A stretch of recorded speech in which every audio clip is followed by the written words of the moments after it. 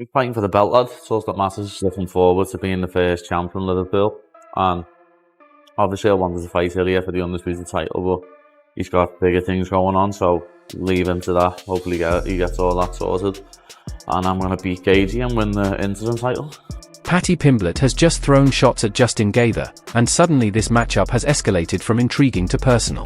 What began as light trash talk has now transformed into real tension, intense pressure, and a fight that could completely shake up the UFC lightweight division. Just Charles, for me, Charles a legend. Charles, former UFC lightweight champion, defended the belt twice, beat Dustin, beat Justin, beat Michael for the belt.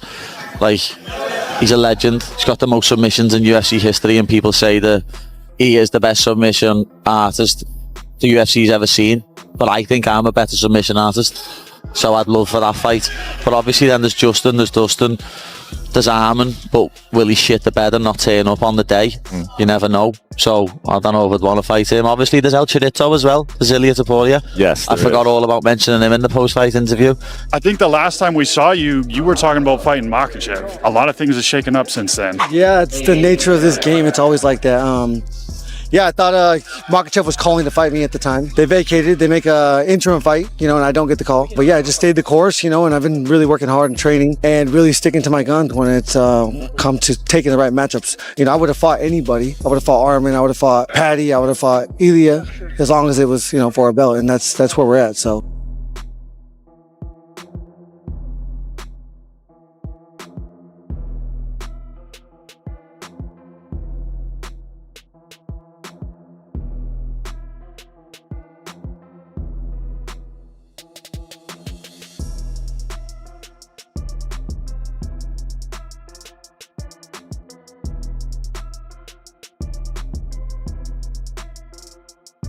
Because Paddy Pimblett isn't just talking anymore, he's making a statement. He knows exactly what this fight represents. And he understands that defeating Justin Gaethje doesn't just earn him a win, it earns him legitimacy. And that's the key word, legitimacy. Justin Gaethje is the ultimate gatekeeper of chaos. A man who has broken contenders, crushed hype trains, and turned prospects into cautionary tales. He's not a technical point fighter. He's not here to play it safe. He's here to drag you into chaos and test if you can survive. Who you guys got, Paddy versus Gaethje? It's an interesting fight. I got Paddy all day. I think I do too. Bad, dude. He's good. It's weird though. It's like 3 years ago you asked me that. I'm like, I don't know. Jared Gordon beat him. It's like, but now Paddy's on it. Paddy is good. Who did Justin just fight, recent?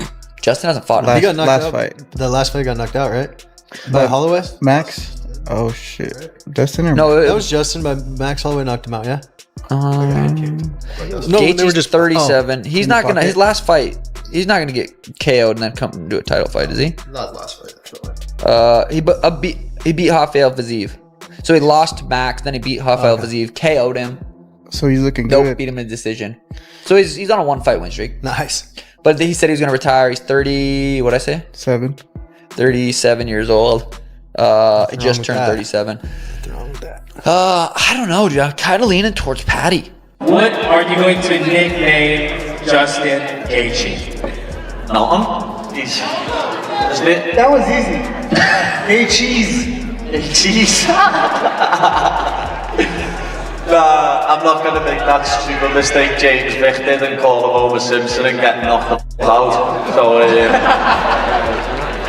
to me, he's a legend, lad, and I'm not going to disrespect him. It's simple as that. Who should Paddy the Baddy be fighting next? Oh, dude, Paddy the Baddy likely is going to fight with Justin Gaethje. But you want to know who doesn't want that fight is Gaethje. Or Arman Sarukian? That's the thing. So Arman just called him out. Gaethje believes, with the mandate of the masses that he just has, not to mention the risk that he took over Fiziev. When you take a risk like you're a big star and you take on a guy that dangerous that's lesser known, you get a reward for it. And even though Gaethje's 1-1 in his last two, just remind you, out of his last three, two of them were title fights. He believes he's the #1 contender. Gaethje believes I don't have to do anything. I can sit here and wait. Gaethje, at some point in his career, has the right to tell the decision makers, we're going to do it my way. He's never pulled that card yet. I feel like as a community, we have to get behind him when it's the only thing he's ever asked for. He could be the next Conor McGregor star. I want that world title. All laugh all you want and say I'll never be champ. You gang of mushrooms. Like that kind of a star where the whole world's watching. He has that weird personality. Yes. Yeah, he has that. Well, he's very disarming. because people, they see, I talked about this in the last pay-per-view. I said it's a very sneaky trick, because guys like you look at you, the way you carry yourself, the way that's a fighter. Like, you look at that guy's a dangerous motherfucker. But when you see Paddy, he's dancing like this, his hair's flopping around like he's in the Beatles. You know, he's like, he seems silly, but then he fucks people up. I just started following Paddy Pimblett, and Paddy the Baddy. I just like him right away. One fight, and dude. I just immediately like the kid, and I go, I want to see more of him. You know, yeah, like it's amazing. One fight in a Sean UFC. O'Malley. Yep. Something about his haircut. I want to follow him, dude. I followed him. I followed him as another guy in open tabs. I didn't talk about because I was like, I don't know how these guys receive that, but I just fucking watched every video about the guy. You know, fighters got upset by it, like how popular he was getting. They were making all these memes where they were putting like his hair on a bunch of different fighters. Are you serious? Yeah, there was like a whole series of them that were going around. I don't know if fighters were doing it or if other people online were doing it, but it was. That's why so many believe this is where Paddy Pimblett's run ends, but Paddy sees it differently. Pimblett believes Gaethje is exactly the kind of fighter he can exploit, a forward-charging brawler who strikes with bad intentions, leaves openings, and has historically struggled when fights go to the mat. Paddy knows that if he can weather the early storm, drag Gaethje into deeper waters, and turn this into a grappling exchange, the entire fight shifts. Because on the ground, this isn't Gaethje's world, it's Paddy's. Love his post-fight speeches too. He just, all the haters, he gives them more fuel. What are you going to say now? He's so fun. He's so fun. He had people, Diego Lopez was doing it when he was coming out. It's so addictive. What is It's happening? like the Trump dance. It's his version of the Trump dance. But here's the deal about Paddy Pimblett, right? You said he's unassuming. He's joking. He's having fun. He goes in there as the killer. But the thing is, he doesn't look like he's not like this. He's not clean like McGregor. Right. It's chin up in the air, punching, it's backing up, it's doing weird stuff, but it works for him. But it's effective. Yeah. And his Very effective. ground game is absolutely elite. Ground game is sick. Elite ground and pound, elite control, the takedowns. Dominating Michael Chandler like that on the ground is something special. And then gets out of mic and calls Arman Tsarukyan a helmet. What is a helmet? What does that mean? It means the head of your, you know. But the way he does get hit with left hooks, he looks so good against Michael Chandler. Paddy's got a lot of ways to win. He's a scouser. He's a scouser. Scousers don't get knocked out, you mushroom.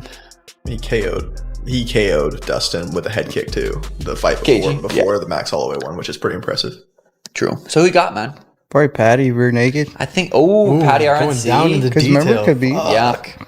Remember Khabib? Damn, what could be next for Paddy? Ilya says he thinks Paddy kills Justin Gaethje. I don't think kill him, dude. Justin Gaethje is so fucking solid. But again, a 5-round fight, 2, 3, 4 rounds into the match, and Paddy does score a takedown. Now he's got maybe Justin Gaethje on his back in half guard. That's very plausible. Justin forgets he fucking wrestled. He definitely trains it, but you could see why Ilya thinks that a little bit. Plus, Justin Gaethje's 36, Paddy Pimblett's 30 years old. But again, you can't count Justin Gaethje out. He could knock Paddy the fuck out. I would lean towards Justin in that fight. You think Paddy's going to beat Justin Gaethje? Easy. Wow, really easy? Yeah, easy. That's a crazy thing to say because Justin Gaethje's a fucking animal. Yeah, but he doesn't know how to grapple, and Paddy knows But that. he's a Division I wrestler. He knows how to grapple. You don't think he knows how to grapple? He just chooses not to. Did you ever saw him submitting someone? I don't believe he's ever submitted someone, but I think that's because he likes to just crush people. Everyone likes is to dominate people and to win as soon as possible. If you have the ability to submit someone as soon as you can, you would do it. I think Justin Gaethje's mindset is to be the most violent person alive. That's one of the reasons why he lost some fight, because he took unnecessary chances. And that's why this matchup is so dangerous.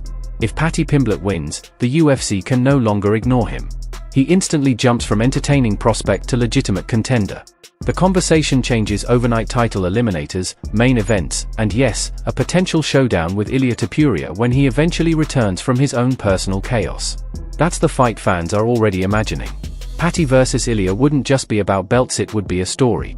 2 polar opposite personalities, 2 massive fan bases, one coming off controversy, the other riding momentum. It could be one of the biggest fights the UFC could build if Paddy gets past Gaethje. But make no mistake, if Gaethje wins, the narrative flips instantly. If Justin Gaethje catches Paddy early, lands clean, and forces him into a fight, this ends fast. You mentioned you want to face Paddy next, obviously, if you do win the title this Saturday. You said that he needs one more fight. How big, obviously not to look past Charles, but how big do you think that fight could be given your history together? That fight easily could be one of the biggest in the UFC history. Are there any hard feelings still towards Paddy? Listen, I don't used to take anything personal in this game. It's all professional. And with that one fight that you think that he should have, is there someone in the division that you think would make sense in terms of him winning that fight to get the title shot next? So if he wants to assure his title shot, he has to fight with Justin Gaethje, because if he fights with Arman, I think that Arman's gonna beat him. So the easiest path he has right now to get the title shot is Justin. Justin, if you need the help, let me know. I'll fly to you and help you. Really? I mean, I want him to win, you know, and that bullshit guy, I hate him. But I hope Justin Gaethje not gonna drink, party, gonna train, dedicate himself, be focused. It's his last chance in this life. He was fighting for the title maybe 5 times. So this is his chance, and the end of his career, win the interim title, fight for the real title, and then retire. That's the best for him. Power isn't theoretical, it's proven. And Paddy Pimblett has been clipped before. One mistake, one bad entry, one reckless exchange, and the hype collapses in seconds. That's why this fight feels like a crossroads. Win, and Paddy becomes unavoidable. Lose, and the questions get loud. The MMA community is split down the middle. Some believe Paddy's confidence is delusional, others say it's exactly what you need to beat someone like Gaethje. Because this isn't just about skill, it's about belief, pressure, and who can stay composed when everything turns violent.